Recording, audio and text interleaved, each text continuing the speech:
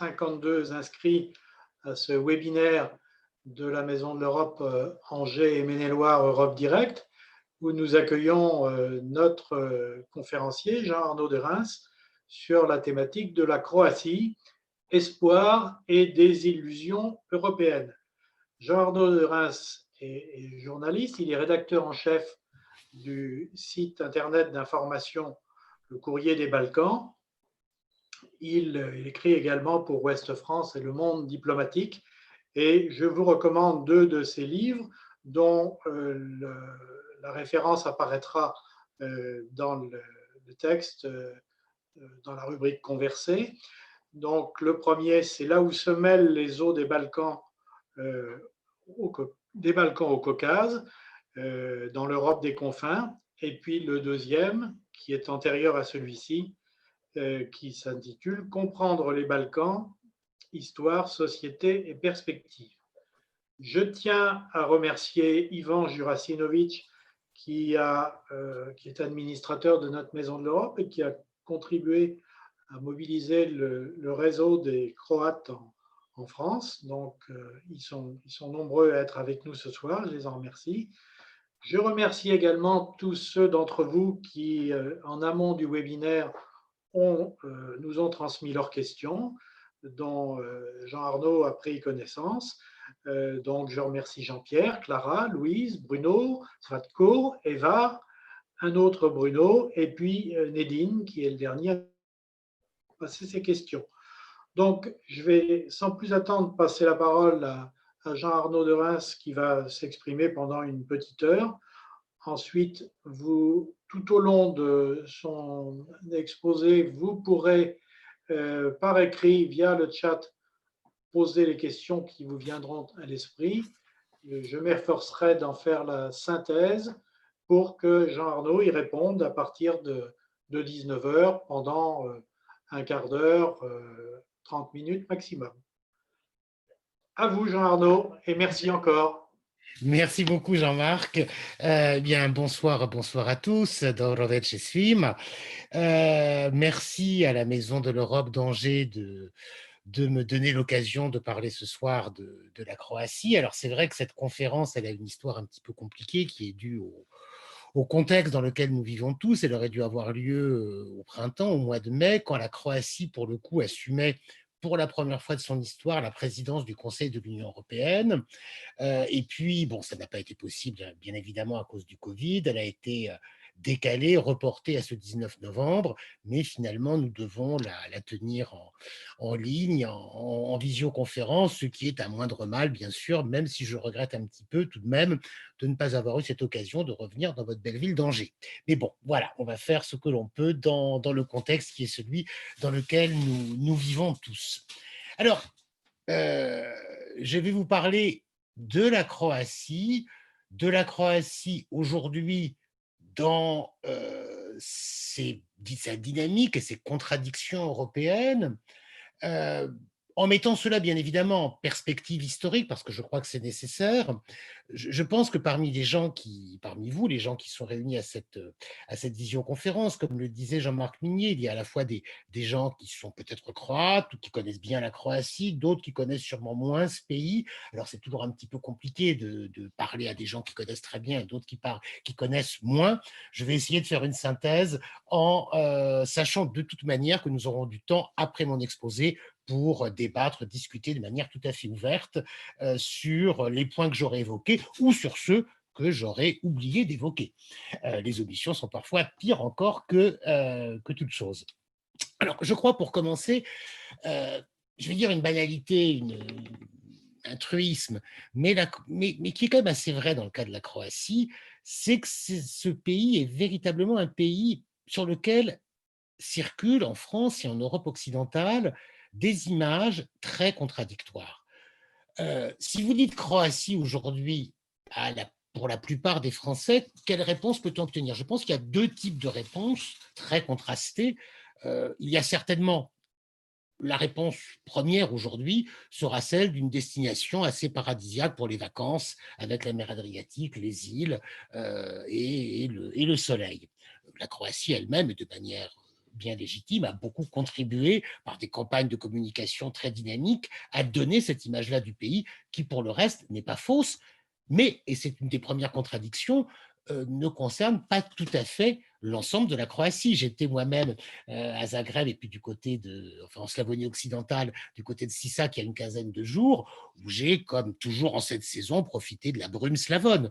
On est très très loin du soleil de l'Adriatique. Pour ceux qui connaissent la Croatie, je pense qu'ils comprendront tout de suite ce que je veux dire. Donc, l'image de la Croatie véhiculée par la Croatie elle-même est une image un petit peu partielle d'un pays qui a beau être petit. La Croatie, c'est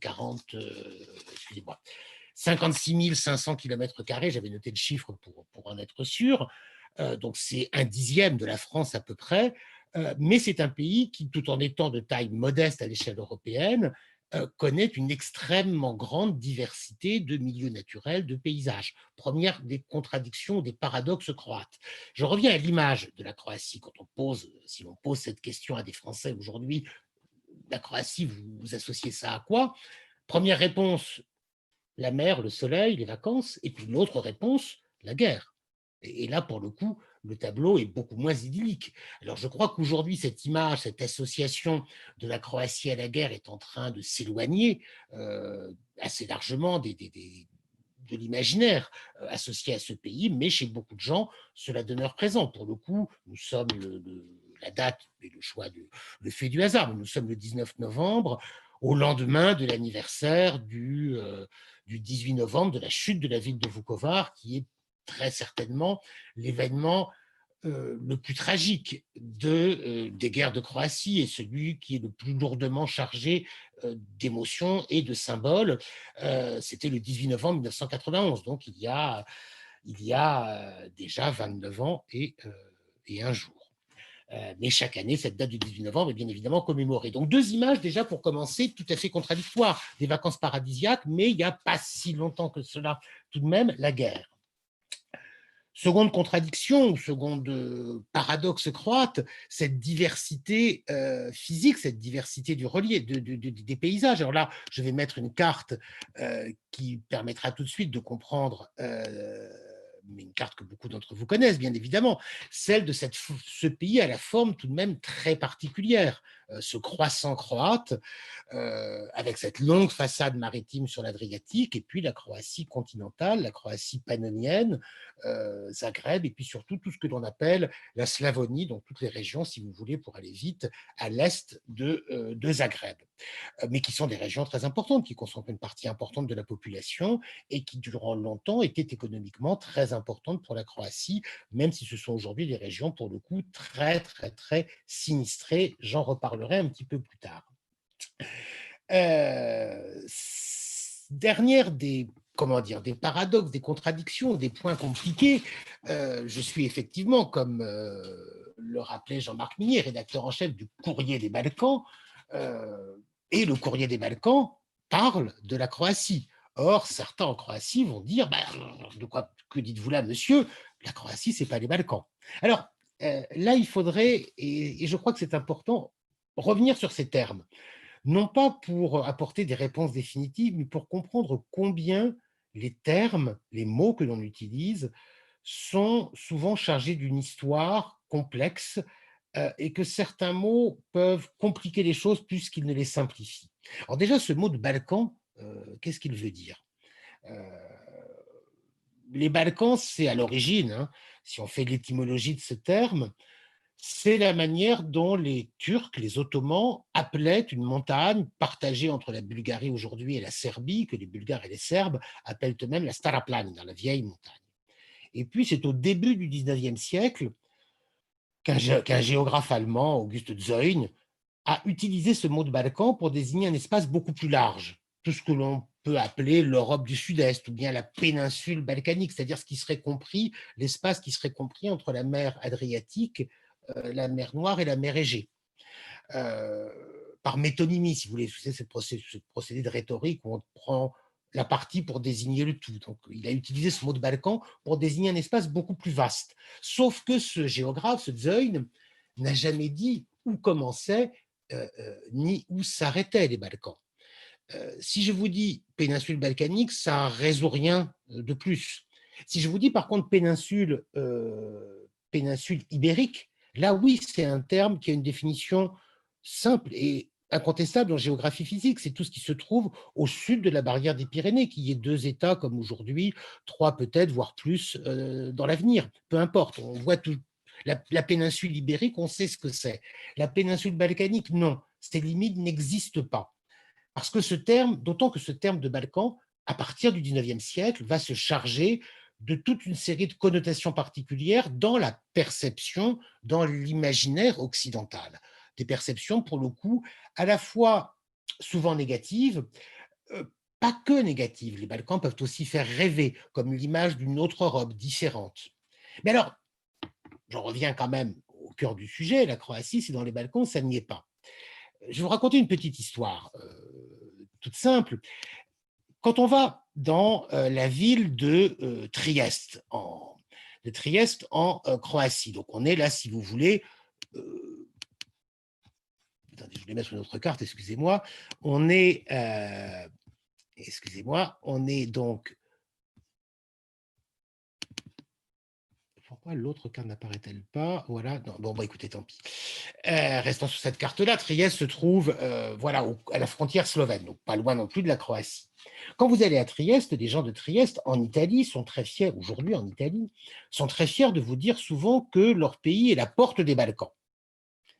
Le problème, c'est que quand vous allez en Slovénie, donc quand vous quittez Trieste, juste sur la frontière slovène, là, les Slovènes vous disent non, non, les Balkans, c'est pas nous. Vous voyez, à l'est, peut-être les voisins croates, mais pas nous. Donc il faudrait imaginer qu'à Trieste, il y a une porte qui ouvre, mais sur le vide, parce que ça ne serait pas les Balkans. Et puis quand vous allez en Croatie, les gens, en tout cas certains, vont vous dire non, non, les Balkans, c'est pas nous. Allez voir à l'est, toujours du côté de la Bosnie-Herzégovine, de la Serbie, du Monténégro. Nous appartenons à l'Europe méditerranéenne et à l'Europe centrale. Alors, là encore, c'est des concepts qui ne sont pas tout à fait simples. Europe méditerranéenne, ok, ça ne pose pas trop de problèmes. La Croatie a une très grande façade maritime de manière incontestable. Europe centrale, c'est là aussi un concept incertain. Quelles sont les limites du centre? Qu'est-ce qui fait partie de l'Europe centrale et qu'est-ce qui n'en fait plus partie? Là, je ne le sais. Je ne suis pas plus capable de répondre à cette question qu'à celle concernant les limites des Balkans. Alors, arrêtons de jouer avec les mots. Je crois, pour dire les choses de manière positive, que l'identité des Balkans, elle est liée au fait que cet espace géographique de l'Europe a fait partie, durant plusieurs siècles, de l'Empire ottoman. Et d'ailleurs, du reste, avant que le terme de Balkan ne se généralise, on parlait le plus souvent de péninsule, de Turquie d'Europe pour désigner cet espace. Alors, le problème, c'est que la Croatie a fait partiellement partie de l'Empire ottoman, mais et beaucoup moins longtemps que la Bosnie-Herzégovine, sans parler de l'Albanie, de la Macédoine ou de la Grèce elle-même. Les territoires, les pays croates qui existent, qui ont une existence politique même dès le Moyen-Âge, se retrouvent en quelque sorte sur la zone de confrontation entre l'Empire des Habsbourg et l'Empire ottoman. Il faut rappeler quand même que les Ottomans ont été jusqu'aux portes de Vienne à 2 reprises, notamment en 1529 et puis ensuite en 1683. Ce qui veut dire que toute cette région du nord de la Croatie, elle a été, durant 2 bons siècles au moins, balayée par le passage des armées, les Habsbourg qui avançaient, puis qui reculaient quand les Ottomans, à leur tour, avançaient. La Slavonie, comme la voïvodine serbe juste à côté, ce qui caractérise cette région, c'est de connaître un peuplement très diversifié avec beaucoup de colons venus d'Allemagne, de Lorraine, de Tchéquie, de Slovaquie, de Ruthénie, d'Ukraine, des gens qui ont été amenés par l'Empire des Habsbourg pour repeupler ces régions, parce qu'après avoir été labourées par ces passages des armées, ces régions étaient largement dépeuplées, vides d'hommes. Donc la Croatie, oui, elle est liée aux Balkans par son histoire de manière évidente, même si elle n'a pas connu la présence ottomane d'une manière comparable à ce qu'ont connu la Serbie ou le Monténégro ou l'Albanie, par exemple. Et puis, il y a une autre influence extrêmement forte qui est celle, bien évidemment, de l'autre grande puissance, la troisième grande puissance qui a marqué le destin historique de la Croatie après l'Empire des Habsbourg et l'Empire ottoman, c'est Venise, puisque cette côte Adriatique a largement été soumise à Venise. L'ensemble de la mer Adriatique au XVIIe siècle, XVIe, XVIIe siècle était souvent appelée la mer vénitienne, la mer de Venise, parce que Venise était la grande puissance qui contrôlait ou qui essayait de contrôler la mer Adriatique, sachant que pour le coup, les Ottomans avaient également leur marine qui se livrait à la guerre de course contre les navires vénitiens.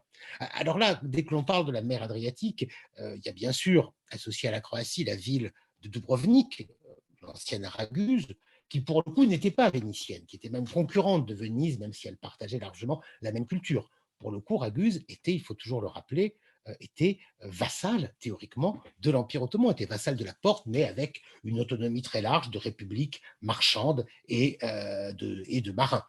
Euh, donc voilà, ces influences qui forment ce patchwork assez particulier de la Croatie. Alors, ça pose une autre question, qui est qu'est-ce que ça veut dire être croate?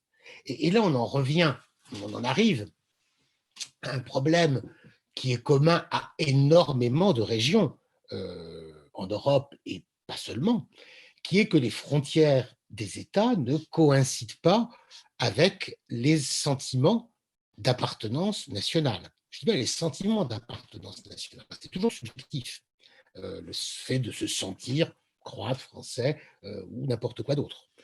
C'est pas qu'une identité délivrée par des papiers, c'est aussi l'adhésion à un sentiment identitaire, ce qui est constitutif de chacun de nous. Et le fait est que il y a beaucoup de gens qui se définissent comme croates, qui ne vivent pas, qui n'ont jamais vécu dans les frontières de la République de Croatie. En Bosnie-Herzégovine, aujourd'hui, à peu près 15% de la population est croate, et elle l'a toujours été. Enfin, je veux dire par là que ces Croates ne sont pas arrivés de Croatie, ils sont là depuis que s'est formée une identité croate. Il y a également des communautés croates en Serbie, notamment en Voïvodine, et puis également au Monténégro, surtout dans la région de la bouche de Kotor. À l'inverse, en Croatie, il y avait et il y a encore des gens qui sont citoyens de la République de Croatie, mais qui appartiennent à une autre nation. Alors ça, c'est un concept qui est toujours un petit peu compliqué à comprendre en France, parce qu'en France, on a une tradition particulière qui est de considérer que la citoyenneté et la nationalité sont des concepts équivalents, que ces deux mots sont de fait des synonymes. Or, ce n'est pas le cas dans une grande partie de l'Europe. Euh, pour expliquer les choses, la citoyenneté, c'est celle du pays dans lequel on réside, où l'on paye des impôts et où on a le droit de vote. La nationalité, c'est une qualité personnelle relevant de l'identité de chacun. Je m'explique, on peut être citoyen de Bosnie-Herzégovine, mais de nationalité croate, serbe ou bosniaque. On peut être citoyen croate, de nationalité croate, ou bien de nationalité serbe, par exemple, puisqu'avant-guerre, la communauté serbe de Croatie représentait à peu près 12% de la population, beaucoup moins aujourd'hui. On reviendra sur cet aspect-là, mais enfin, il y a toujours, encore aujourd'hui, pas mal de Serbes, 200 000 personnes à peu près, au moins, qui vivent en Croatie. Alors, ça, c'est pour bien comprendre, là encore, comment les mots ont des sens un petit peu différents de ceux qui ne sont sûrement familiers vus de France. Je n'ai pas répondu à ma question, toutefois, c'est qu'est-ce que ça veut dire être croate? Alors, qu'est-ce que ça veut dire être français, qu'est-ce que ça veut dire être allemand, qu'est-ce que ça veut dire être catalan? Vous pourriez, voilà, la question est bien évidemment, ce type de question est bien évidemment sans réponse, mais dans le contexte de l'Europe du Sud-Est, cette question admet une réponse double ou triple. Il y a bien évidemment un ancrage dans l'histoire, et puis il y a le fait de parler cette langue slave, que l'on appelle aujourd'hui le croate, et d'être de tradition catholique.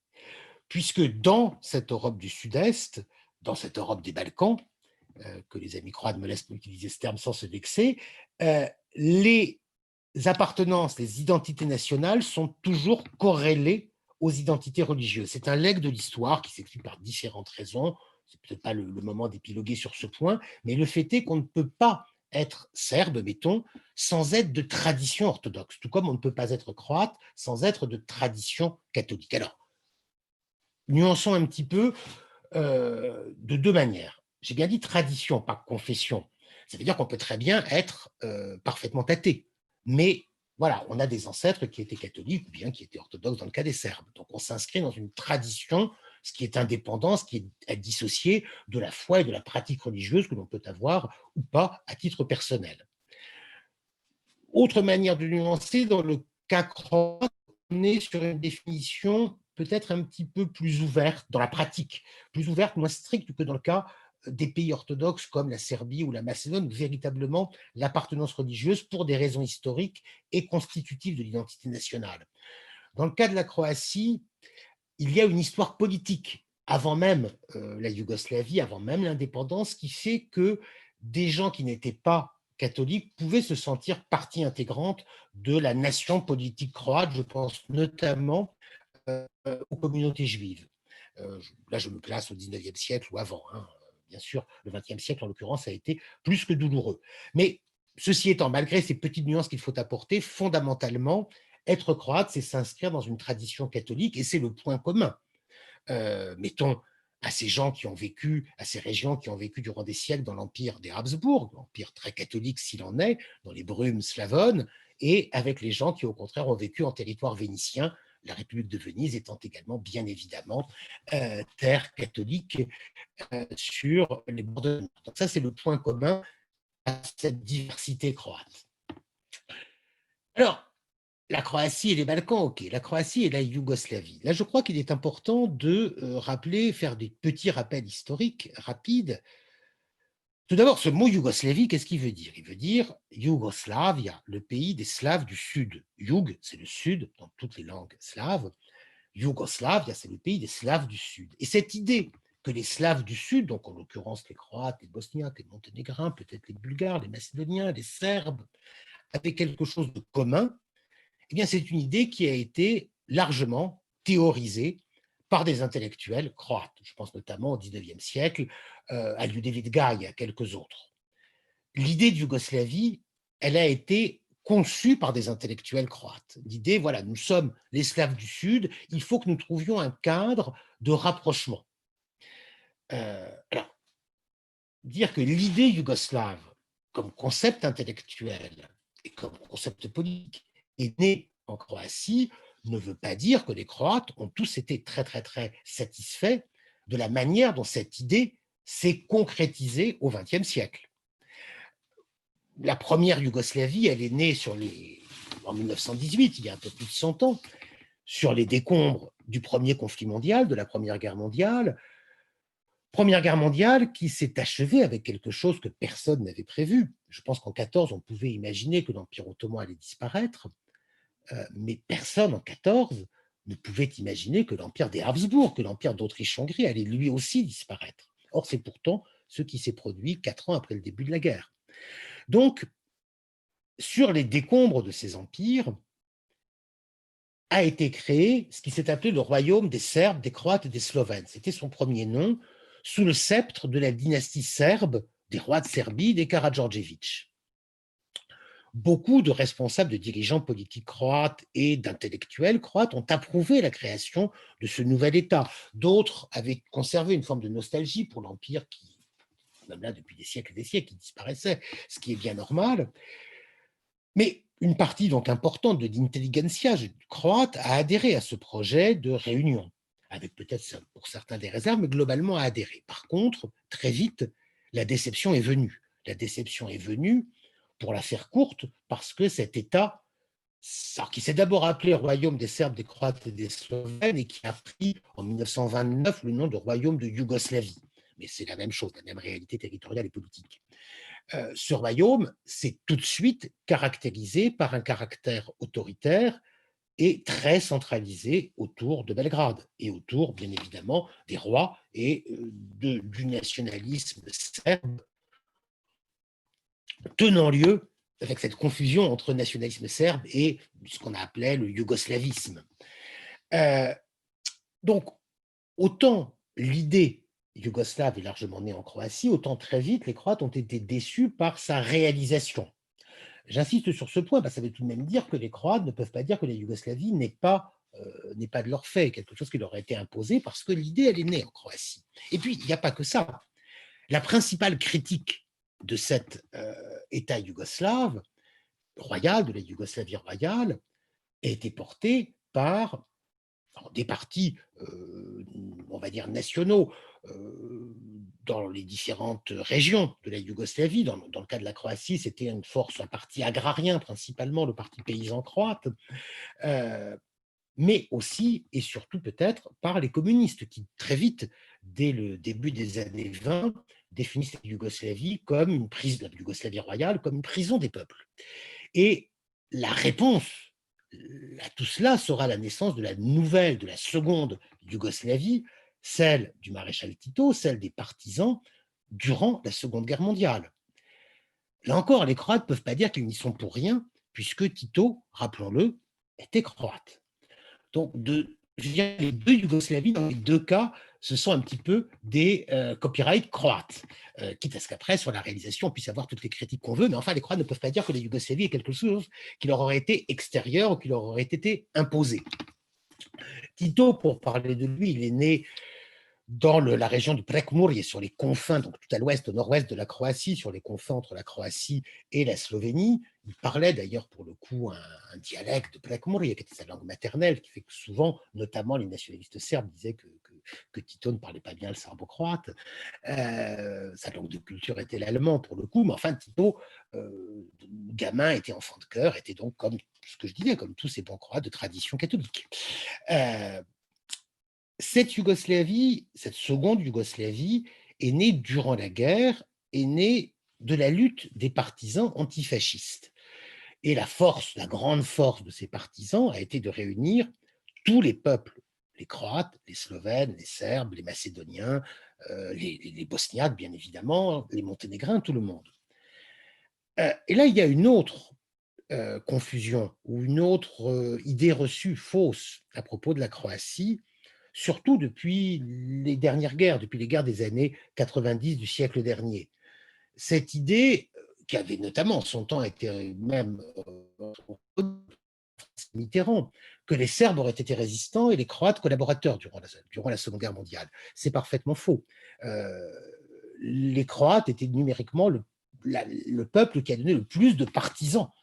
Je pense bien sûr aux partisans de Tito, beaucoup plus que les Serbes, pour des raisons qui s'expliquent au demeurant assez simplement. C'est que du côté serbe, il y avait une concurrence entre deux résistances, celle des partisans et puis la résistance monarchiste des Tchétniks, qui après, dans un second temps, on virait dans la collaboration, qui au départ étaient également des résistants. Donc ça s'explique très naturellement, cette surreprésentation des Croates, mais enfin, les Croates ont été résistants au même titre que les autres peuples des Balkans. L'histoire croate de la Seconde Guerre mondiale est une histoire tragique parce que tous les Balkans et toute la Yougoslavie ont été occupés, découpés en plusieurs zones d'occupation, allemandes, italiennes, bulgares.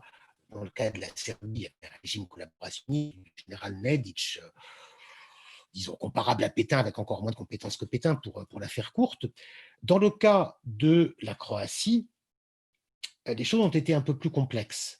Fondamentalement, Hitler a choisi de sous-traiter l'occupation à un petit groupe ultranationaliste d'extrême droite qui avait une audience très clandestine, bien sûr, avant la guerre, et qui avait une audience très limitée, ce que l'on appelle les oustachis, c'est-à-dire, on pourrait traduire les insurgés. Un petit groupe donc, marginal, ultranationaliste, mais qui a créé, grâce au soutien et à la protection et à la présence des nazis, a créé ce qui s'est appelé l'État indépendant de Croatie, qui bien sûr n'avait d'indépendant que le nom, puisque c'était un protectorat, disons, du Grand Reich qui sous-traitait l'occupation directe auprès de ces oustachis.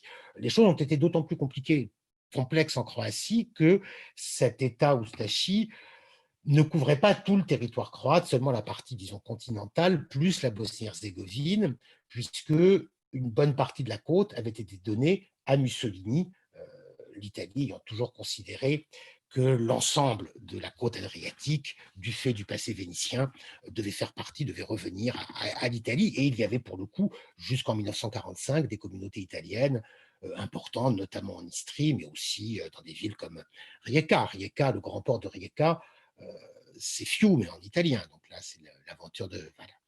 Voilà, l'expédition de D'Annunzio en 1919. Donc voilà, l'histoire de la côte croate est bien évidemment liée à l'Italie. Euh,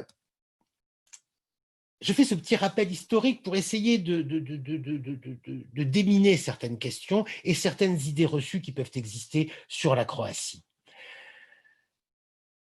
Est-ce que la Croatie était discriminée dans l'ensemble yougoslave? Bien évidemment non. Dans la Yougoslavie socialiste, celle de Tito, la Croatie faisait partie des républiques et des régions riches qui ont connu un développement très important durant la période titiste, même si le développement économique de la Croatie avait certaines particularités, notamment dès les années 60, Tito fait le choix d'ouvrir le pays.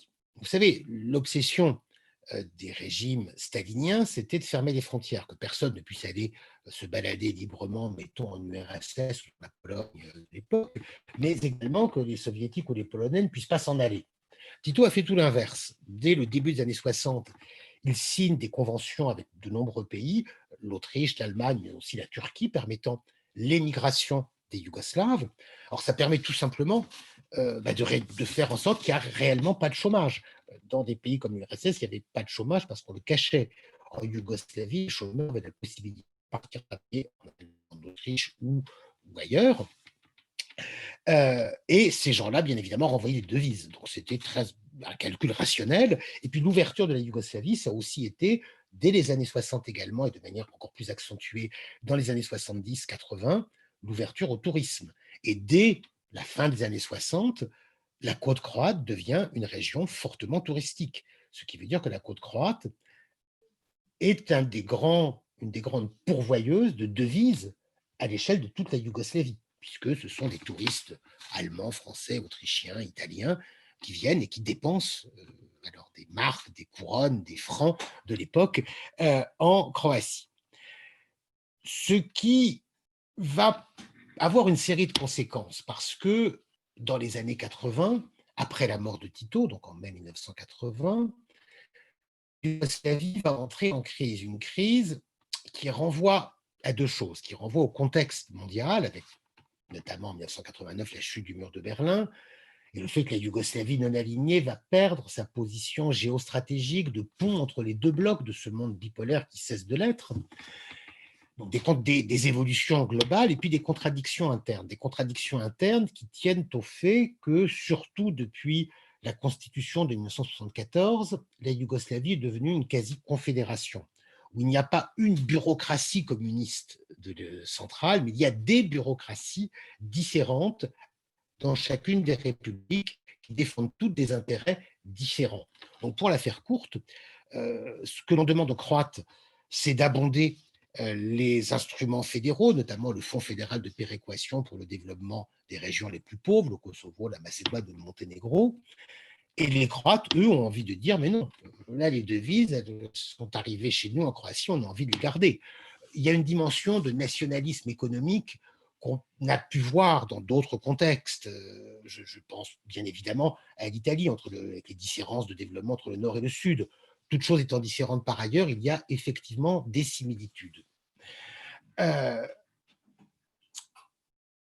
Ce qui va permettre l'émergence d'une revendication nationale croate, c'est à la fois la crise de la fédération yougoslave, c'est l'existence d'aspirations nationales, d'aspiration à plus d'autonomie et surtout à plus d'affirmation culturelle qui n'était pas forcément incompatible avec le maintien d'un cadre fédéral yougoslave, loin de là. Mais qui, dans le contexte particulier où ce cadre craquait, ont débouché sur la revendication d'indépendance. Et puis le troisième élément,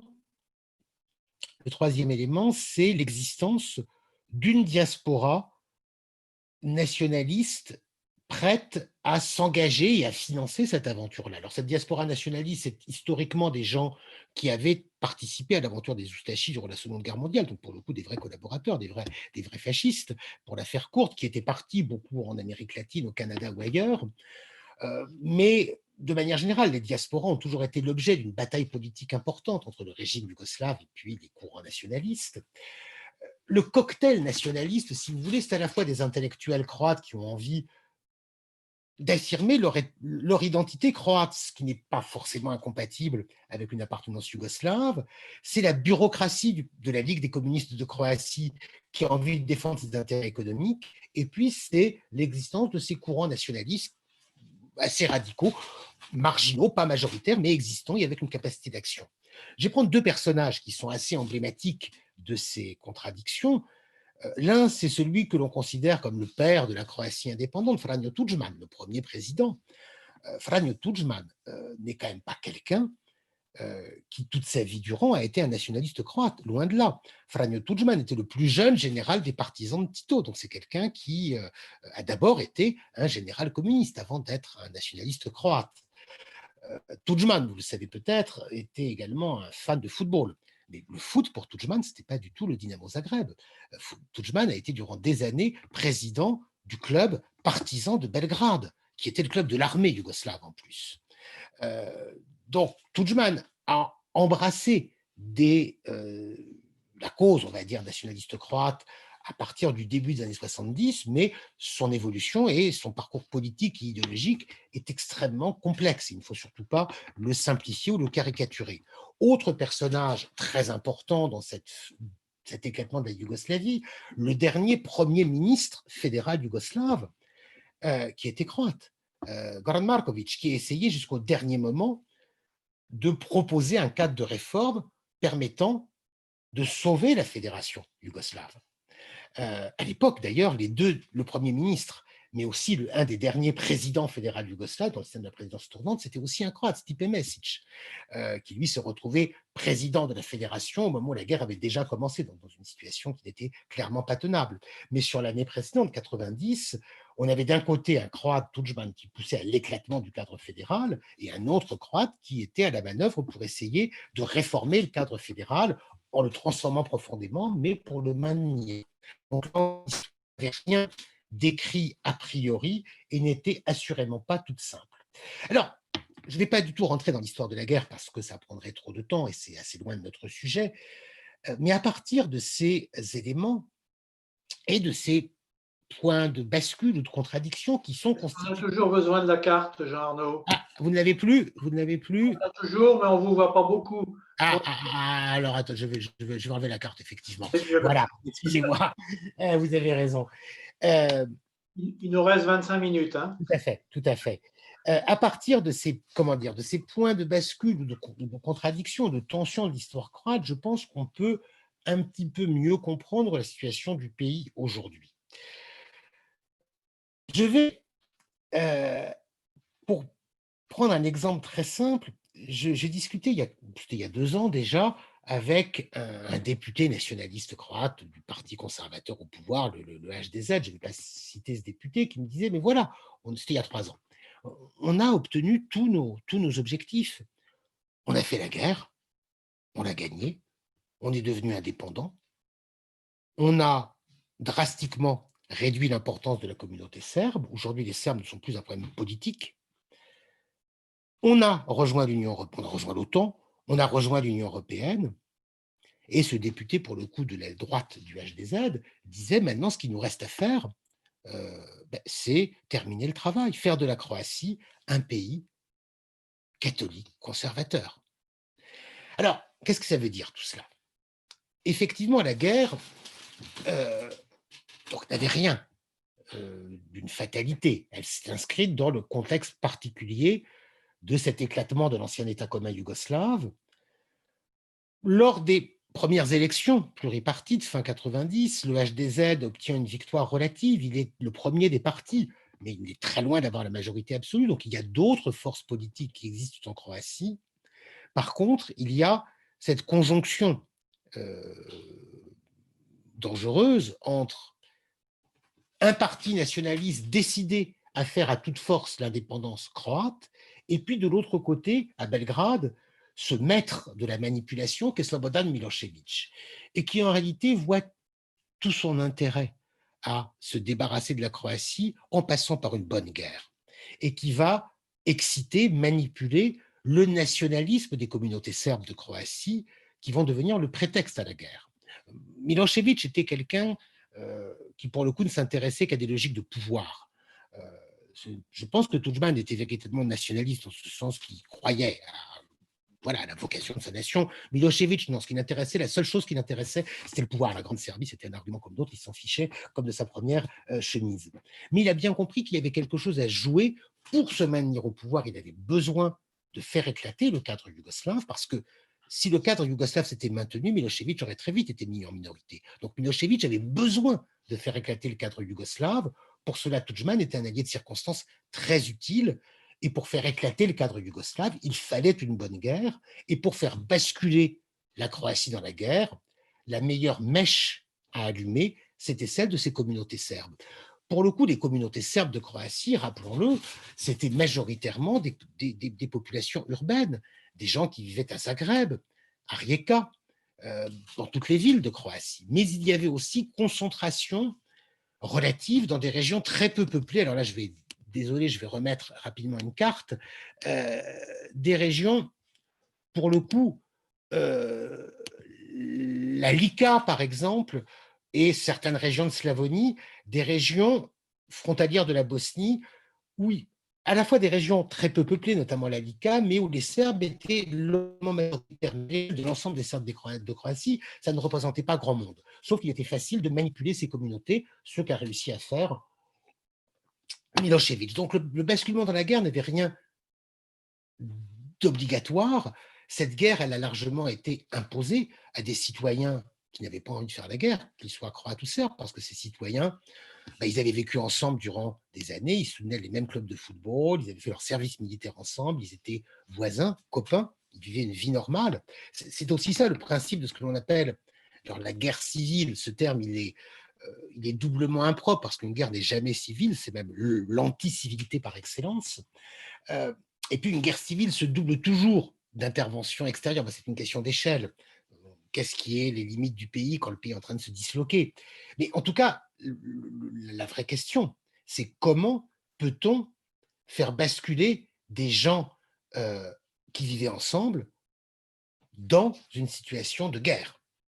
Et ça, c'est ce qui s'est passé en Croatie, des gens normaux, des gens sympas, qui soient encore une fois croates ou serbes.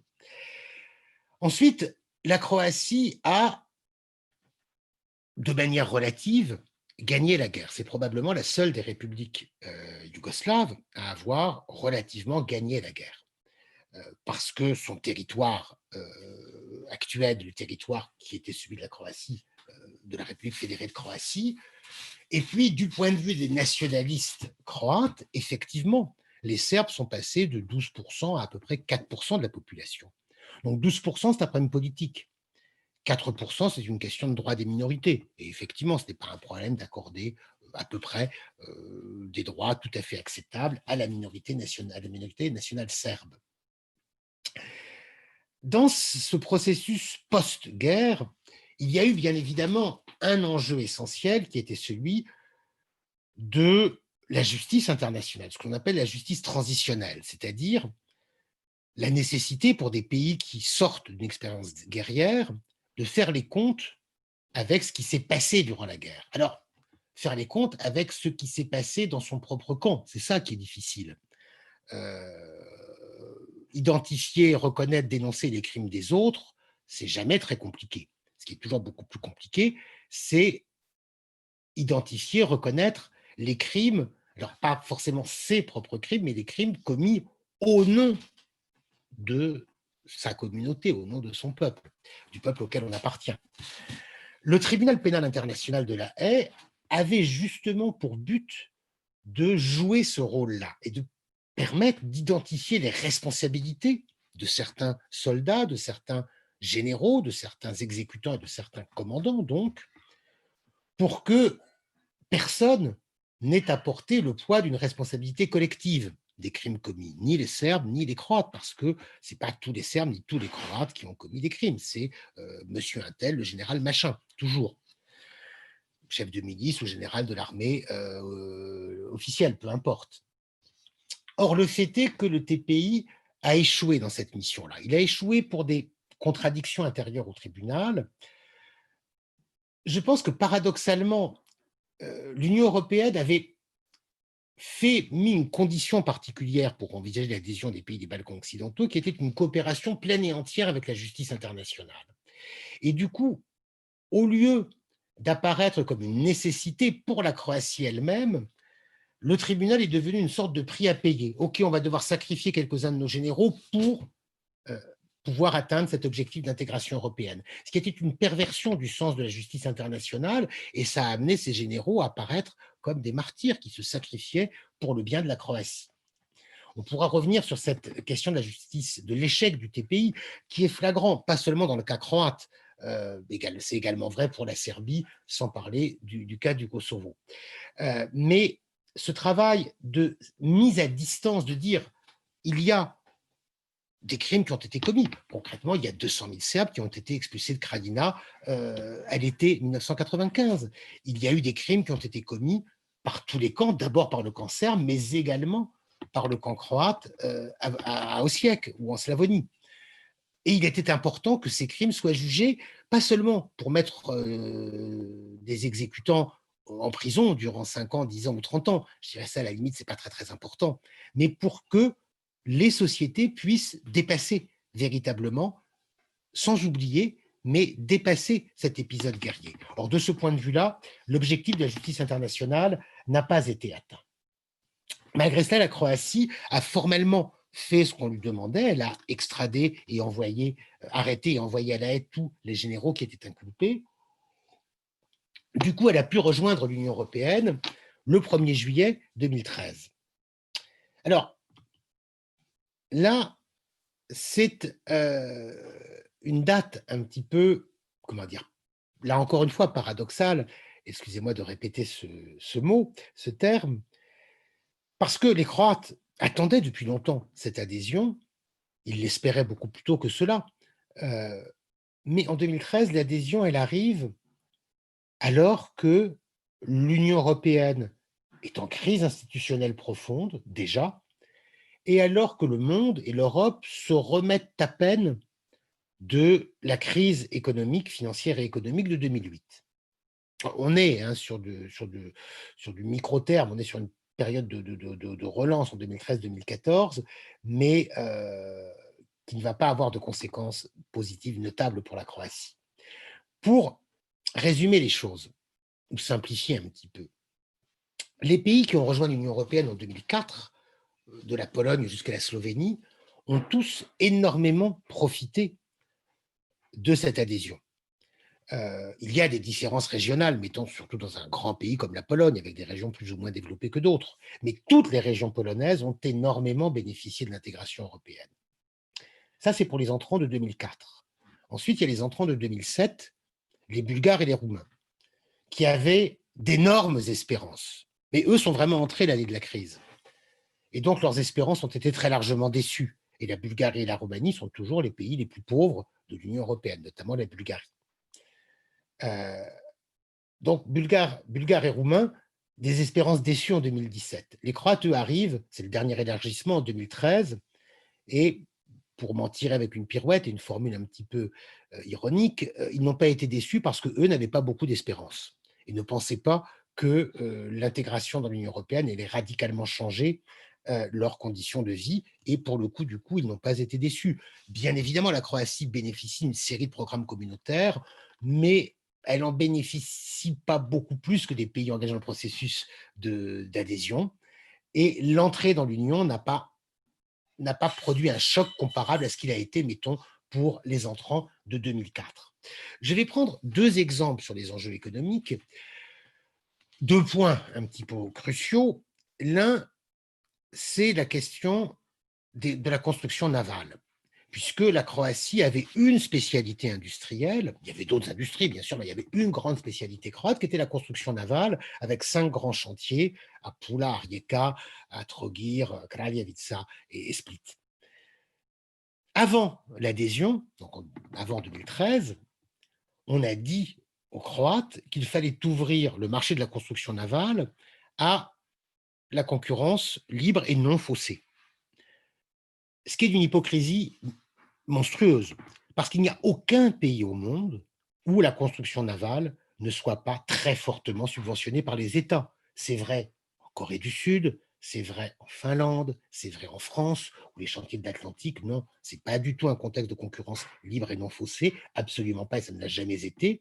Ce n'est pas le cas en Italie. Quand vous êtes à Pula, vous êtes à vol d'oiseau à 100 km des chantiers Fincantieri de Monfalcone. Et on a dit aux gens de Pula, il faut que votre chantier soit ouvert à la concurrence libre et non faussée et que l'État arrête de vous subventionner quand les chantiers de Monfalcone, à côté de Trieste, sont à 100% propriété de l'État italien. Donc là, il y avait pour le coup une injustice, une inégalité énorme dans les exigences faites à ce nouveau membre. Et du coup, le secteur de la construction navale, qui était la dernière spécialité industrielle croate, a été sabordé. Aujourd'hui, il reste un tout petit peu. Alors, des projets de reprise, je ne vais pas rentrer dans cette histoire-là, même si je m'intéresse pas mal à ce secteur, mais fondamentalement, hormis un tout petit peu le chantier de Trogir, il n'y a pratiquement plus rien. La Croatie a perdu sa capacité à construire des bateaux, ce qui est aussi enterrer un savoir-faire qui remonte pour le coup au Moyen-Âge et même avant, en tout cas à l'époque de Venise, mais qui aujourd'hui est en train de disparaître. Alors ça, c'est une des conséquences pas franchement positives de l'intégration européenne. L'autre, c'est qu'est-ce qui reste de l'économie? Fondamentalement, il reste le tourisme. Et ce que l'on voit, alors, il ne s'agit pas d'accuser l'Union européenne, parce que je pense que les Croates ont une grosse part, les gouvernements croates successifs ont une grosse part de responsabilité en la matière, c'est qu'on voit un pays qui se touristifie de plus en plus, qui ne compte que sur le tourisme pour s'en sortir. Et ça ne peut pas marcher. Alors, c'était quoi le discours, la réflexion politique ou stratégique sur le tourisme? Ça a été diversifions le tourisme, faisons que la saison dure plus longtemps, essayons de développer par exemple Zagreb comme touriste, destination urbaine, ou même un petit peu la Slavonie. Tout ça, ça a marché. Par exemple, Zagreb, le marché de Noël de Zagreb, ces 2-3 dernières années, était devenu un des plus courus d'Europe, avec des avions entiers de Coréens ou de Chinois qui arrivaient à Zagreb. Donc, voilà, on avait quelque part réussi à ce qu'il n'y ait plus que la côte durant 6 semaines en été. Oui, sauf qu'il y a eu le Covid. Donc, que ça soit le marché de Noël à Zagreb, il est annulé, bien évidemment, que ça soit la côte, dans tous les cas, le Covid a dramatiquement montré qu'un pays ne peut pas compter que sur le tourisme, même en diversifiant son offre touristique. Et la Croatie, pour le coup, a commencé un petit peu à le payer, mais va le payer extrêmement cher dans les mois et les années à venir. La Croatie est aujourd'hui un pays qui est au bord du collapse économique. Alors, là, pour le coup, et ça sera mes 2 derniers points que je voudrais aborder dans le peu de temps qui nous reste, heu, est-ce que la Croatie parviendra à échapper à cet effondrement grâce au plan de relance européen? Heu, il est permis d'être, modérément optimiste, en tout cas, ou un petit peu sceptique. Tout d'abord parce que ce plan de relance n'est toujours pas adopté. Heu, il devait l'être, mais il y a eu un veto de la Pologne et de la Hongrie, et puis ça s'est passé cette semaine. Et puis, les Polonais et les Hongrois ont été rejoints par les Slovènes. Dans un premier temps, c'était lundi, la Slovénie avait dit OK au plan de relance européen, mais entre lundi et mardi, elle a changé d'avis et maintenant elle s'est ralliée au bloc du non avec la Pologne et la Hongrie. Alors, qu'est-ce qui est en train de se passer? Il se passe quelque chose politiquement de très, très, très important, qui va bien au-delà de la question économique. Euh, la Pologne et la Hongrie s'opposent au plan de relance parce que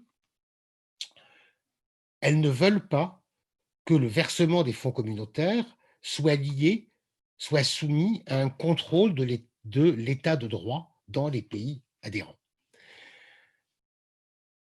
Concrètement, la Pologne et la Hongrie ne veulent pas que le fonctionnement interne de leurs institutions soit critiqué et puisse conditionner leur accès aux fonds communautaires. Ça avait déjà été le cas, enfin l'enjeu de la bataille politique en septembre 2010, 2019, oui, il y a un peu plus d'un an, quand l'article 5 du traité européen devait être activé par le Parlement européen contre la Hongrie. À ce moment-là, il y a eu un vote, c'était en septembre, le 12 septembre 2019, si ma mémoire est bonne, qui a voté le déclenchement de l'article 5 a été adopté majoritairement par le Parlement européen. Mais néanmoins, 150 députés à peu près ont voté contre, donc ont voté en soutien à Viktor Orban. Parmi ces députés, on retrouve les députés du SDS, le Parti démocratique slovène, au pouvoir à Ljubljana, donc voilà, la position du Premier ministre slovène Janez Janša n'est donc pas très surprenante, mais l'on retrouve aussi les députés de la communauté démocratique croate, du HDZ, le parti au pouvoir à Zagreb. Alors, le SDS ou le HDZ sont membres du Parti populaire européen qui fédère l'ensemble des formations conservatrices du continent européen. En France, il y a les Républicains, mais il y a également la CDU et la CSU en Allemagne et beaucoup d'autres partis. Le Parti populaire européen, sur le cas Orban, s'est scindé. Et Viktor Orban, qui est membre, dont le parti est membre toujours du PPE, a développé depuis des années une stratégie d'influence dans son étranger proche. Et il compte beaucoup sur le soutien alors de la Slovénie. Ça, c'est totalement acquis depuis que Janez Janša est revenu au pouvoir, c'était en mars dernier. Mais il compte également sur le soutien du HDZ croate, même si probablement au sein du HDZ actuel, il y a des tendances un petit peu plus complexes et contradictoires à l'intérieur même du parti. Autour de quoi peut se faire ce ralliement à Orban? Je pense qu'il y a deux grands points à soulever. Le premier point, c'est on a tendance en France à dire que Orban est anti-européen. C'est une manière inexacte de poser les choses. Viktor Orban se considère comme très, très, très européen. Sauf que pour lui, l'Europe, c'est une Europe blanche, chrétienne et fermée. Ce n'est pas, à titre personnel, ma conception de l'Europe, mais c'est la conception de M. Orban. Et lui, en défendant cette conception-là, se considère comme très européen et il n'est pas hostile à l'Union européenne. Il a toujours milité pour que son pays la rejoigne, mais il pense que l'Union européenne doit évoluer dans le sens d'une définition d'une Europe qui soit exclusivement blanche, chrétienne et avec des frontières fermées. Viktor Orban n'est pas contre l'Europe, il veut la transformer politiquement. Et cette idée, cet argumentaire d'une Europe fermée, blanche et chrétienne trouve un écho en Croatie. On n'a pas tellement parlé de l'aspect religieux. Pour la faire très courte, c'est vrai que l'Église catholique croate, qui a une influence réelle qu'il ne faut pas exagérer, ce n'est pas la Pologne, la Croatie, cette Église, pour le coup, aime bien la hiérarchie, mais écoute très peu sa propre hiérarchie, en ce sens qu'elle n'écoute guère le discours d'ouverture et d'accueil promu par le pape François. L'Église croate est toujours une Église très conservatrice, très identitaire, je dirais, qui contribue, qui adhère également à ce projet d'une Europe blanche, chrétienne et fermée. Donc, de ce point de vue-là, il y a de manière évidente un attrait idéologique du modèle Orban ou du modèle de la Pologne et de la Hongrie qui influe fortement sur la Croatie. J'en reviens à l'exemple que je prenais, ce député HDZ que je ne citerai pas, qui me disait il y a 3 ans, voilà, on a atteint tous nos objectifs, on a gagné la guerre, on a fait l'indépendance, on est dans l'Union européenne, maintenant il nous faut faire une révolution nationale, il nous faut créer une Croatie blanche, chrétienne, où on ne sera plus embêté par les LGBT, par les féministes ou par les écologistes. C'est ça le projet de certains au sein du HDZ. Et le problème, c'est que ce projet s'inscrit dans des courants qui existent dans l'Union européenne. Et il n'y a pas d'un côté, je dirais, l'Europe avec sa capacité d'imposer des réformes, ce qui était le cas dans le cadre du processus d'élargissement. Non, parce que, pour le coup, ce projet-là, ce projet de M. Orban, il est au cœur de l'Europe lui-même. Donc, de ce point de vue-là, des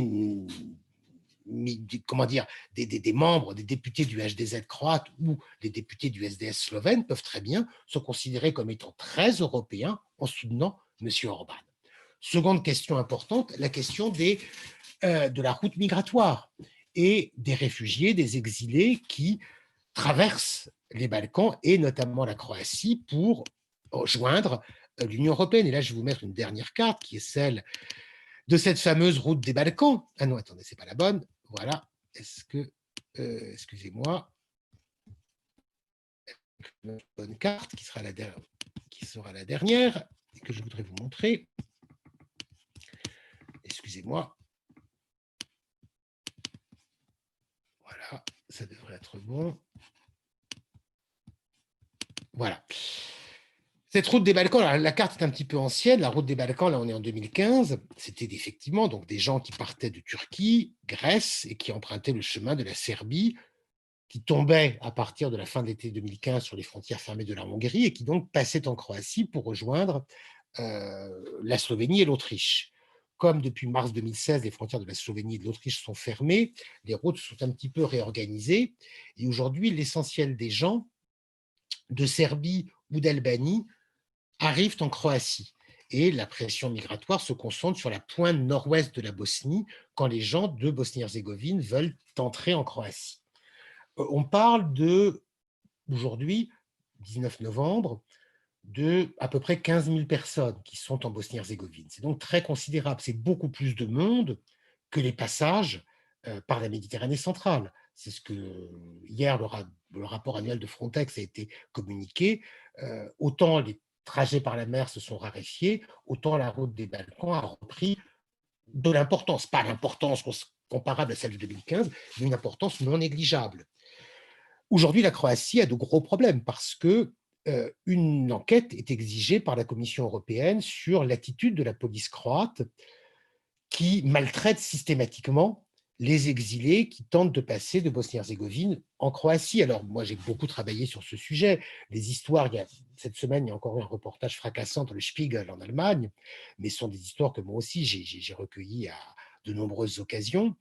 Les gens ils viennent d'Afghanistan, de Syrie, du Pakistan ou d'ailleurs, qui essayent de passer de Bosnie en Croatie, partent à pied dans la montagne, sont presque systématiquement arrêtés par une unité mobile de la police croate, une unité parapolicière, j'ai envie de dire, mais qui travaille sous les ordres du MOUP, c'est la mission Corridor, qui est de mieux en mieux connue.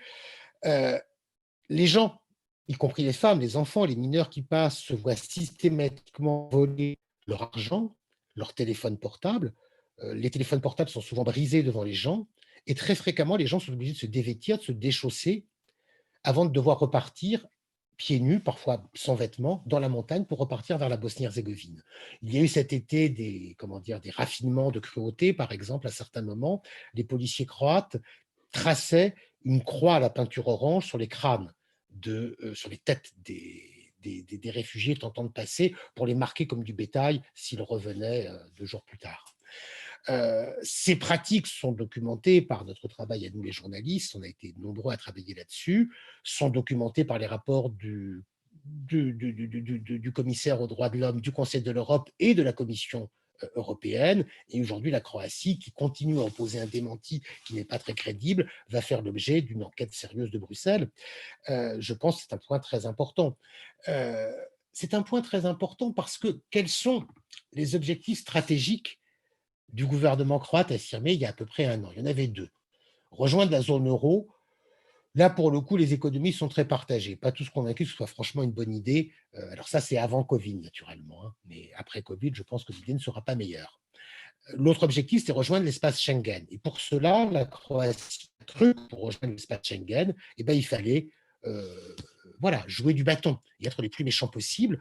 Dans un premier temps, d'ailleurs, la Croatie a été félicitée par la Commission européenne pour sa bonne gestion de la frontière extérieure de l'Union. Le discours européen a heureusement changé. En tout cas, ça interroge aussi sur les valeurs de l'Union européenne. Parce que cette frontière où l'on torture les gens, c'est la frontière telle que la conçoit M. Orban. Et pour le coup, il y avait une convergence évidente entre la conception de la frontière qu'avait M. Orban et celle que mettait en pratique la police croate. Mais là encore, la Commission européenne est peut-être en train de demander est-ce que les choses changent. On verra bien de quoi sera fait l'avenir. Il est en tout cas certain, et je vais m'arrêter là pour laisser du temps à des questions, il y en a beaucoup qui m'ont été transmises par écrit. Je pense que j'ai répondu à certaines d'entre elles dans mon exposé, mais je vais passer peut-être la parole à Jean-Marc pour synthétiser des questions qui auraient pu arriver en cours de route. Moi, je vais juste m'arrêter, conclure provisoirement, enfin, ce n'est pas une conclusion au sens d'une conclusion définitive, c'est plutôt un jalon dans la réflexion, qui est que est-ce que la Croatie s'est retrouvée par hasard en Yougoslavie? Non, bien évidemment que non. C'est le résultat de son histoire. Et la Croatie a été une partie importante de cette histoire, de ce morceau de l'histoire européenne qui a été l'histoire yougoslave. Est-ce qu'aujourd'hui, l'appartenance, l'adhésion de la Croatie à l'Union européenne a changé la nature des problèmes? Bien sûr que non. La Croatie, par contre, Elle a tout à fait sa place en Europe de manière évidente, là, la question ne se pose même pas, mais elle est confrontée à des choix, des problèmes politiques qui sont ceux de l'ensemble des Européens. Je dois avouer que je, je ne crois de moins en moins à des valeurs européennes au sens quelque chose qui serait défini une fois pour toutes, qu'on mettrait là sur l'étagère, ça serait bien pratique, on aurait nos valeurs. Non, je pense que ces valeurs européennes, elles ont un sens si elles se redéfinissent, si elles se réinventent chaque jour. Aujourd'hui, elles ne vont pas très bien, soyons honnêtes, ne nous voilons pas la face, mais cette réinvention de valeurs européennes communes, c'est un défi politique qui est posé aux citoyens français comme aux citoyens croates. Pour le coup, on est totalement dans le même bateau. Voilà. Alors, est-ce que Jean-Marc, vous reprenez la parole? Je vois là une question qui arrive de Nicolas sur la Croatie et les autres pays des Balkans, mais peut-être je vous laisse la parole. Oui, merci Jean-Arnaud pour cet éclairage.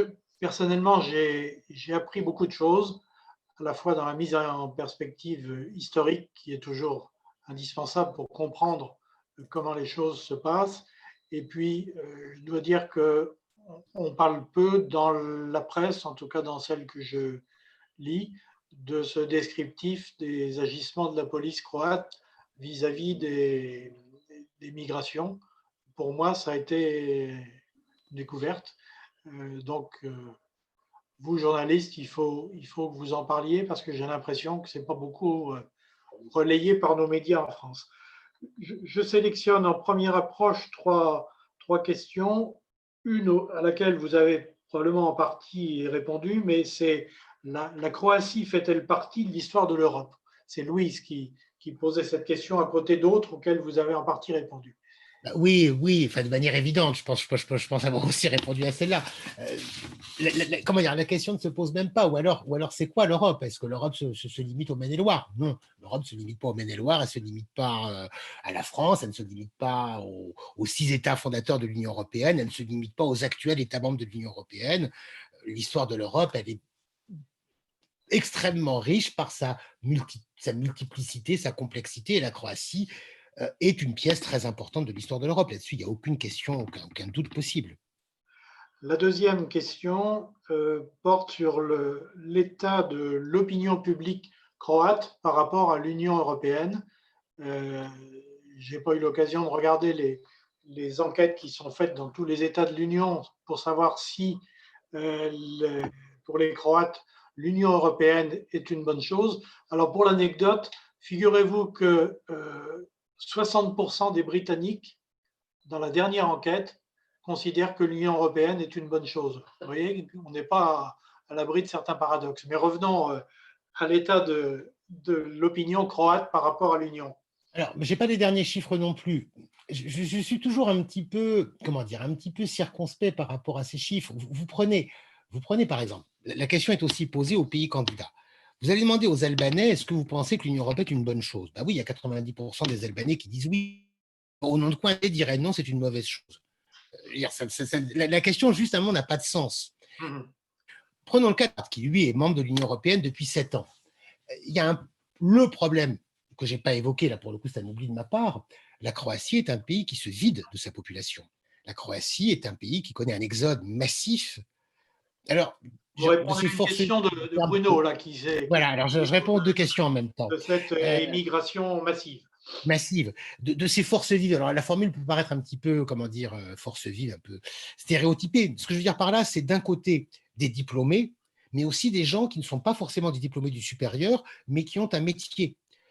Vous avez, par exemple, j'ai parlé de la construction navale, mais tous les jours, dans les journaux Arieka, vous avez des offres d'emploi pour des électriciens de marine ou des charpentiers de marine pour des chantiers du nord de l'Allemagne qui recrutent directement de la main-d'œuvre parce que la main-d'œuvre croate est bien formée. Donc, vous êtes électricien, vous êtes charpentier de marine, vous êtes maçon, vous êtes plombier, vous trouvez immédiatement du travail en Allemagne, également en Autriche ou largement en Scandinavie. On a sur la question des migrations toujours aussi une vision faussée en France où on n'a pas besoin d'immigration. Mais un pays comme l'Allemagne a d'énormes besoins de main-d'œuvre. Et cette main-d'œuvre, l'Allemagne va la chercher prioritairement dans les Balkans, alors dans les pays non membres de l'Union européenne, mais également en Croatie. Depuis, c'était quand? C'était en 2016, je n'ai plus la date exacte, au 1er janvier 2016 ou 2017, les Croates peuvent… le marché du travail allemand est totalement ouvert aux Croates. Ça a été une catastrophe pour la Croatie parce que les gens sont massivement partis. Les calculs sont vite faits. Prenez une profession dont on parle beaucoup en ce moment, les personnels soignants, depuis les aides-soignants, les infirmières, jusqu'aux médecins. La rémunération entre la Croatie et l'Allemagne, ça va être du simple au triple, voire du simple au quintuple. Donc pourquoi rester en Croatie? Il y a aujourd'hui d'ailleurs un phénomène de migration par ricochet. Vous avez de plus en plus de médecins macédoniens qui viennent travailler en Croatie quand les médecins croates vont eux-mêmes travailler en Allemagne. Dans le secteur du tourisme, qui cette année est totalement sacrifié, là vous avez un manque, vous aviez en tout cas en 2019 un manque évident de main-d'œuvre, parce que les jeunes Croates préfèrent aller travailler dans le tourisme en Italie ou en Allemagne qu'en Croatie, parce qu'ils ont plus de chances d'être déclarés, ils auront un meilleur salaire qu'en Croatie même. Du coup, la Croatie faisait venir de la main-d'œuvre du Monténégro, de Bosnie-Herzégovine ou de Serbie, mais même ça ne suffisait plus. En 2019, la Croatie a commencé à faire venir de la main-d'œuvre d'Indonésie pour le tourisme. Les jeunes Croates, on est dans ce monde-là tout de même. Je reviens à la question, quelle est l'appréciation de l'Union européenne? Le point essentiel pour les Croates, c'est la liberté de circulation, justement. C'est pouvoir se déplacer et pouvoir aller travailler en Allemagne. Mais donc, beaucoup de gens vont dire, oui, bien sûr, c'est une très bonne chose. L'Union européenne, c'est une très bonne chose, ça nous permet de quitter notre pays. Est-ce que c'est vraiment ça la réponse qu'on pourra avoir envie d'entendre? J'en suis pas certain. C'est comme ça pour autant que beaucoup de gens réagissent. Vous posez la question aujourd'hui à des Serbes ou à des Bosniens, est-ce qu'ils sont pour l'Union européenne? Majoritairement oui. Sauf que en Bosnie, les gens n'attendent plus que l'Union européenne vienne à eux. Ils ont compris qu'il fallait qu'ils aillent, eux, à l'Union européenne avec leurs pieds, en partant travailler, avec leurs jambes, en partant travailler en Allemagne, en Autriche ou ailleurs. Les Croates, eux, sont dans l'Union depuis 2013. Ils n'ont pas vu une amélioration notable de leur situation économique. Leur pays se vide et ils n'ont pas vu non plus que l'adhésion à l'Union européenne avait drastiquement changé les mœurs politiques ou judiciaires du pays. Les affaires de corruption n'ont pas changé depuis que la Croatie est entrée dans l'Union européenne. Là, j'ai juste, comment dire, il faut aussi être modeste, nous autres vieux membres de l'Union européenne. Dans le processus d'adhésion, il y a effectivement, et Dieu merci, de fortes exigences en termes d'indépendance de la justice, de bon fonctionnement de l'état de droit. Mais est-ce que ce bon fonctionnement de l'état de droit est toujours garanti à 100% dans tous les vieux États membres? On peut critiquer des phénomènes mafieux, je ne sais pas, dans des pays candidats comme le Monténégro, mais enfin, la mafia, ça reste tout de même historiquement une marque déposée italienne, et l'Italie est un des membres fondateurs de l'Union. Donc soyons toujours un petit peu modestes, mais par contre, pour les Croates, il y avait, je crois, des attentes, oui, doubles. L'attente, l'idée que l'intégration européenne allait entraîner une amélioration réelle, sensible des conditions de vie, cette attente n'a pas été remplie. Et l'attente aussi que l'adhésion à l'Union européenne allait permettre à l'État de mieux fonctionner, et cette attente-là a aussi largement été déçue. Et on en revient ensuite au dernier problème essentiel qui est, une fois qu'un pays est membre, les moyens de pression, qui étaient énormes durant la période de préadhésion, sont quasiment nuls. Et ça, l'exemple par A plus B, c'est le cas hongrois. Tout à fait. Il y a une autre série de questions qui portent sur l'élargissement aux autres pays candidats des Balkans. Je crois savoir que c'est la Macédoine du Nord qui est connue une ouverture des négociations, mais il y a l'Albanie, il y a la Serbie. Donc la question est double, c'est l'attitude des Croates vis-à-vis de cet élargissement, sans parler bien sûr de la Bosnie-Herzégovine, et votre point de vue sur une faisabilité à court ou moyen terme de cet élargissement. Je vois aussi, excusez-moi, je vois aussi là apparaître une question de Zdravko qui me demande mon opinion sur la politique européenne en général par rapport aux Balkans occidentaux. Je vais essayer de répondre à tout ça. Oui. Alors, Du côté croate, du point de vue croate, pour commencer, euh, je dirais que si les gouvernements croates avaient une bonne compréhension de leurs propres intérêts, ils devraient être les meilleurs ambassadeurs de leurs voisins des Balkans occidentaux. Parce que de manière évidente, ça pourrait être l'intérêt de la Croatie d'être la tête de pont de ces pays dans l'Union européenne. C'est un petit peu le rôle qu'avait essayé de jouer la Slovénie, en tout cas avant que Janez Janša ne revienne au pouvoir. Mais dans les années 2000-2010, la Slovénie avait une politique balkanique assez, ça dépendait des gouvernements, mais souvent assez dynamique et de ce point de vue-là plutôt intelligente. La Croatie, formellement, est favorable à l'intégration de ses voisins, mais n'a jamais été tellement en pointe. Alors on attendait, pour le coup, la Croatie n'a pas eu de chance non plus. Le grand rendez-vous, c'était la présidence croate de l'Union européenne et le sommet de Zagreb, prévu en mai dernier, qui devait relancer la dynamique d'élargissement. Bon, le sommet n'a pas eu lieu, enfin, il a été remplacé par une réunion en visioconférence qui, bien évidemment, n'a pas eu du tout le même impact que celui qu'on attendait d'un vrai sommet à Zagreb. Bon, donc ça, pour le coup, le Covid a plombé la présidence croate et personne n'y peut rien. Mais de manière générale, la Croatie est assez peu active en la matière. Alors, j'ai parlé de la Slovénie, il y a aussi un point particulier, c'est que les Croates ont failli être bloqués dans leur propre adhésion par les Slovènes sur des contentieux qui ne sont pas toujours totalement réglés, des micro-contentieux territoriaux dans les eaux du golfe de Pirane, également sur les frontières terrestres.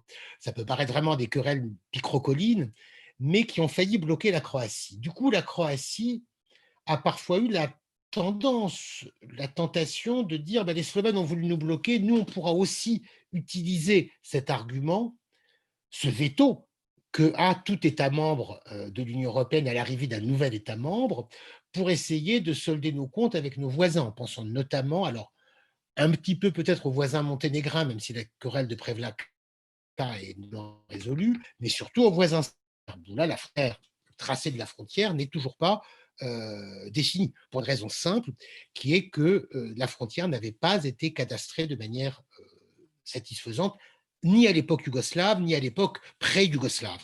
Donc il y a toujours dans la région du Danube une incertitude sur certains. C'est pas grand-chose, hein, on parle de quelques hectares ou quelques dizaines d'hectares, mais ça suffit tout à fait pour fournir un magnifique prétexte à toutes les disputes géopolitiques du monde.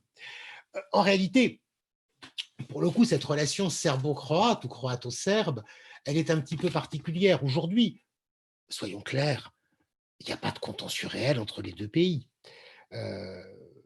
Les Serbes de Croatie qui sont partis, qui ont été chassés il y a 25 ans, qui sont partis il y a 25 ans, ils ne vont pas revenir. Les vieux qui le pouvaient sont revenus, les autres, ils ont refait leur vie ailleurs, en Serbie ou ailleurs dans le monde. La question de l'usage de la langue serbe et du cyrillique à Vukovar, c'est un totem qu'agitent les associations d'anciens combattants et l'extrême droite croate pour resserrer ses propres rangs régulièrement. Mais c'est un totem dont, en réalité, l'immense majorité des Croates se contrefichent totalement. Donc non, il n'y a pas de contentieux réel entre la Croatie et la Serbie. Par contre, pour les dirigeants des deux pays, cela peut être utile de temps en temps de rejouer, de remettre en scène un petit épisode de tension. Ça permet par exemple de faire oublier ou de relativiser d'autres problèmes politiques, économiques beaucoup plus concrets. Donc il y a, je dirais, de ce point de vue-là, la question des relations serbo-croates des deux côtés, hein, aussi bien en Croatie qu'en Serbie, peut-être même encore plus en Serbie qu'en Croatie. Ça permet toujours aux autorités de jouer des petites crises démagogiques qui peuvent être utiles à certains moments. Mais en réalité, il n'y a pas de réel contentieux. Alors, je vais élargir un petit peu la vraie question, qui est toujours complexe, et ça, on va beaucoup en parler dans les semaines qui viennent, c'est la question de la Bosnie-Herzégovine. La question de la Bosnie-Herzégovine, puisque la Croatie, comme la Serbie, sont des garants des accords de paix qui ont été signés, les accords de Dayton qui ont été signés il y a exactement 25 ans. Là aussi, c'est les hasards du calendrier. C'est vrai qu'on est dans une logique d'anniversaire. Il y a exactement une semaine, le 12 novembre, c'était le 25e anniversaire des accords d'Erdout qui ont mis fin à la guerre en Slavonie, dans l'est de la Croatie. Et puis, le 14 décembre, ça sera les 25 ans de la signature à Paris de ces accords de Dayton-Paris qui ont mis fin à la guerre de Bosnie-Herzégovine. Pour le coup, le Courrier des Balkans organise une devait organiser un grand colloque à Paris sur la Bosnie-Herzégovine, aujourd'hui 25 ans après Dayton, avec le soutien de la fondation Henrik Böll. Malheureusement, on ne pourra bien sûr pas organiser ce colloque comme prévu. Il aura lieu aussi sur Zoom euh, en format vidéo. Ce sera les 2 et 3 décembre avec un nombre d'intervenants de Bosnie-Herzégovine, mais également de Croatie, quelques-uns. Sur la Bosnie-Herzégovine, la Croatie, en tant que garante des accords de paix signés en 1995, a toujours un pouvoir réel, je ne dirais pas d'ingérence, mais en tout cas d'influence sur le pays. Et puis, il y a cette importante communauté croate de Bosnie-Herzégovine, dont Zagreb se considère toujours comme le protecteur naturel. Alors, la question des Croates de Bosnie-Herzégovine, qui se concentrent d'ailleurs surtout en Herzégovine, c'est une question double. En Croatie, on a beaucoup critiqué le poids exagéré des Herzégoviniens. Si vous voulez, c'est un petit peu les Herzégoviniens sont un petit peu ce que les Monténégrins sont à la Serbie et les Corses à la France. Donc des réseaux politiques influents. Il y avait aussi le fait que les Herzégoviniens avaient une fâcheuse tendance à voter 2 ou 3 fois pour les élections croates, puisque tous les gens en Herzégovine ont une résidence en Croatie, donc ils votaient en tant que citoyens croates de Croatie, puis ils votaient également en tant que membres de la diaspora en Bosnie-Herzégovine. Donc, bon, bref, il y a eu évidemment des abus autour de cette question-là, mais la question de la minorité croate de Bosnie-Herzégovine est, je dirais, toujours un levier que Zagreb peut utiliser pour le meilleur ou pour le pire. Pour le meilleur, c'est-à-dire que Zagreb a de façon évidente tout intérêt à ce que la Bosnie-Herzégovine fonctionne comme État et ait de bonnes relations avec la Bosnie, mais pour des raisons démagogiques, la Croatie peut aussi jouer la carte du nationalisme et éventuellement d'une revendication séparatiste en Bosnie-Herzégovine. Alors, les réponses, elles sont plus du côté de la Bosnie-Herzégovine elle-même que du côté de la Croatie, mais je dirais que les deux garants des accords de paix, la Croatie d'un côté et la Serbie de l'autre, ont toujours un potentiel pouvoir de nuisance sur la Bosnie qu'il ne faut pas sous-estimer. Enfin, pour répondre à cette question sur les politiques européennes à l'égard des Balkans occidentaux en général, je crois que je partage largement ce que disait j'ai oublié, je ne vois plus ce message apparaître, qui rappelait le soutien européen au président serbe Vučić. Pas seulement à Vučić. Je crois qu'il y a aujourd'hui un problème politique majeur pour l'Europe, qui est que jusqu'en 2008, l'Europe a eu une politique dynamique visant à l'intégration des Balkans occidentaux.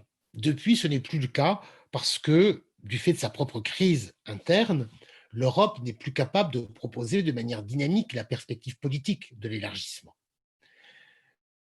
Du coup, sur quoi repose la politique européenne en direction des Balkans occidentaux? En théorie, on parle d'élargissement, mais en sachant qu'il ne se fera pas, en tout cas ni dans 3 ans, ni dans 5 ans, ni dans 10 ans. Et en attendant, on joue la carte de la stabilité dans le discours de la Commission européenne. Depuis au moins 10 ans, le terme qui revient en permanence, c'est celui de stabilité. Je ne supporte plus ce terme. Je crois que la stabilité, peut-être c'est une condition pour faire quelque chose, mais on ne peut pas donner la stabilité comme objectif à une société. Une société, il faut qu'elle soit dynamique, pas stable. C'est pas possible de n'offrir comme seul projet que la stabilité, d'autant que cette stabilité, elle est passée par un soutien actif des Européens à des autocrates des Balkans qui se sont érigés en garants de la stabilité. Alors des autocrates, c'est le cas de M. Vučić en Serbie, c'est aussi le cas de M. Đukanović au Monténégro et d'autres. Ces autocrates viennent de l'extrême droite, comme M. Vučić. Milo Đukanović au Monténégro a un parcours tellement long qu'il a défendu à peu près tout et son contraire au cours de ses 30 ans au pouvoir. Enfin, ça aussi, au départ, était un disciple de M. Milošević.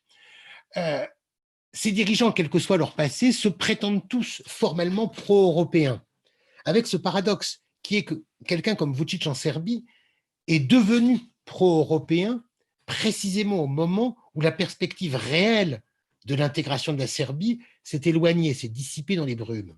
Du coup, être pro-européen, ça n'engage pas à grand-chose. Il sait très bien que l'Europe ne va pas exiger grand-chose de lui, sauf il faut juste qu'il tienne ce discours formellement pro-européen, qu'il tienne les éléments de langage que les gens ont envie d'entendre à Bruxelles. Pour le reste, M. Vučić comme M. Djukanovic peuvent faire tout ce qu'ils veulent chez eux, limiter la liberté de la presse, attaquer l'indépendance de la justice, mettre en place des systèmes honteusement corrompus, clientélistes et népotiques. Les Européens ne vont malheureusement pas les critiquer parce que ils sont toujours perçus, ils se présentent comme les garants de la stabilité, mais une stabilité définie à minima, comme l'absence de conflit. Grosso modo, Vučić, il est assis sur une rente de situation, c'est le Kosovo. Il dit d'un côté, moi, je serais peut-être l'homme capable de faire des compromis sur le Kosovo. Oh, c'est fantastique, monsieur Vučić. Et puis de l'autre, il dit, mais attention, si vous me critiquez, je peux aussi créer des troubles au Kosovo. Ah mais non, monsieur Vučić, n'y pensez pas, vous êtes un ami sur lequel on compte beaucoup. Et ce Vučić en Serbie a encore un troisième argument. Si les Européens commencent à critiquer un petit peu ses méthodes de gouvernance, aussitôt il va faire un petit voyage à Moscou. Et là, tout le monde a très très peur. Ouh là là, la Serbie se rapproche de la Russie, c'est terrible, vite, éteignons nos critiques, les critiques que nous avions pu formuler à l'égard de M. Vučić et de la dégénérescence de l'état de droit. Ces autocrates ont une rente de situation parce que l'Europe a cessé d'avoir une capacité transformatrice des sociétés. Ça, c'est le drame de l'Europe dans les Balkans, et l'Europe se contente de ces autocrates qui sont là. Alors, peut-être les choses sont-elles en train de changer. J'en veux pour preuve trois éléments de l'actualité de ce trimestre. D'une part, le 30 août au Monténégro, pour la première fois au bout de 30 ans de pouvoir, le DPS de Milo Djukanovic a perdu les élections. Pour mémoire, le DPS, c'était le Parti démocratique des socialistes, était au pouvoir depuis 30 ans et était l'héritier direct de la Ligue des communistes monténégrins. Ce qui veut dire que c'est le même parti qui est au pouvoir depuis 1945, ce qui est un cas unique, pas seulement en Europe, mais dans le monde. Ce parti, pour la première fois, a perdu la majorité aux élections du 30 août. La formation du gouvernement est quelque chose de très compliqué, mais alors avec des aspects négatifs, le positif, c'est, quelles que soient les contradictions de la nouvelle majorité, elle a dit qu'elle ne remettrait pas en cause ni l'identité nationale du Monténégro, son indépendance, ni son appartenance à l'OTAN, ni son attachement à la perspective européenne. De ce point de vue-là, alors que les Européens, durant des années, ont dit, on sait que Djukanovic est complètement corrompu, que c'est une crapule liée au crime organisé, mais on est obligé de le soutenir parce que c'est Djukanovic ou le chaos, ben là, il apparaît brusquement qu'une alternance pacifique est a priori envisageable dans un pays comme le Monténégro. Autre exemple, la situation en Kosovo va beaucoup changer, elle est déjà en train de changer, parce que les anciens commandants de l'UÇK ont été arrêtés il y a 3 semaines et sont en cours de jugement devant la nouvelle chambre spécialisée de La Haye. Or, ces dirigeants de l'UÇK, quels que soient les crimes qu'ils ont commis ou pas, on verra bien ce que dira la justice, avaient en tout cas mis en place aussi un régime extrêmement corrompu, mais ils étaient perçus par l'Union européenne comme des alliés de circonstances utiles. Ces gens-là, maintenant, sont en prison. Donc, la situation au Kosovo va connaître, toutes les cartes vont être rebattues, avec probablement des mouvements comme le mouvement Vendosia qui va revenir au pouvoir, mouvement de gauche souverainiste pour aller vite. C'est en tout cas une situation nouvelle que va connaître le Kosovo, et je pense que c'est plutôt une bonne chose que cette pseudo-stabilité craque de tous les côtés. Dernier exemple, en Bosnie-Herzégovine, où il y avait des élections municipales dimanche dernier. C'est vrai qu'on n'en a pas tellement parlé dans la presse internationale. On en a parlé sur le courrier des Balkans, bien sûr, mais on est là pour ça. Et ces élections ont révélé beaucoup de surprises avec une défaite des partis nationalistes, notamment des partis nationalistes serbes et bosniaques, le SNSD de M. Dodik, Izetbegovic. C'est des signes qui sont intéressants, qui montrent que cette stabilité oligarchique et autocratique est peut-être en train de vaciller. Paradoxalement, le Covid, qui a permis un durcissement des pouvoirs autoritaires partout dans le monde, et notamment dans les Balkans, va peut-être avoir des conséquences de moyen terme assez imprévisibles, en sachant pour le coup que dans les conséquences certaines, ça sera une crise économique de première ampleur, mais qui balayera peut-être aussi ces oligarchies. Eh bien, Jean-Arnaud, en vous remerciant, on va conclure sur ces 3 notes positive, hein, dans un contexte où vous ne nous avez pas brossé un tableau idyllique, mais ce n'est pas le but. Il fallait être réaliste par rapport à la Croatie, à son intégration dans l'Europe et un premier bilan de cette intégration. Louise, qui a beaucoup participé au débat, posé beaucoup de questions, vous demande comment elle pourrait vous joindre. Donc, je vous laisse le soin de Oui, lui. oui, bah vous n'hésitez pas. Écoutez, alors là, pour le coup, n'hésitez pas à confier, à transmettre mes coordonnées aux personnes qui seraient intéressées. Je crois qu'effectivement, je vois aussi une question apparaître, il y aura un podcast, je crois, et puis surtout, Oui, oui. je donne rendez-vous à tous les gens qui ne fréquenteraient pas encore le site du Courrier des Balkans. Je les invite à s'y rendre. Le Courrier des Balkans, on suit l'actualité de tous les pays de l'Europe du Sud-Est, dont la Croatie, quotidiennement, avec des points de vue aussi, pour le coup, souvent contrastés, parce que nous avons des correspondants partout, à Zagreb, à Ljubljana, à Belgrade, à Sarajevo, donc ils voient les choses de manière différente, tout simplement parce qu'ils ne vivent pas dans les mêmes contextes. Donc, je vous invite vraiment à fréquenter le site du Courrier des Balkans. Et je donne aussi, excusez-moi d'insister, de faire un peu de la pub, mais tant pis, sur cette conférence sur la Bosnie-Herzégovine, 25 ans après Dayton, que nous organisons donc les 2 et 3 décembre. Nous relayerons le lien pour y avoir accès Merci beaucoup. dans nos réseaux et auprès de tous ceux qui nous ont suivis au cours de ce webinaire. Je les remercie. Je vous remercie, Jean-Arnaud. C'était une première. Je pense qu'on aura l'occasion de se revoir pour continuer à suivre de près l'évolution de la Croatie et des Balkans. Merci à vous, merci à tous et à bientôt pour d'autres webinaires de la Maison de l'Europe ou des autres maisons de l'Europe. Bonne soirée. Bonne soirée.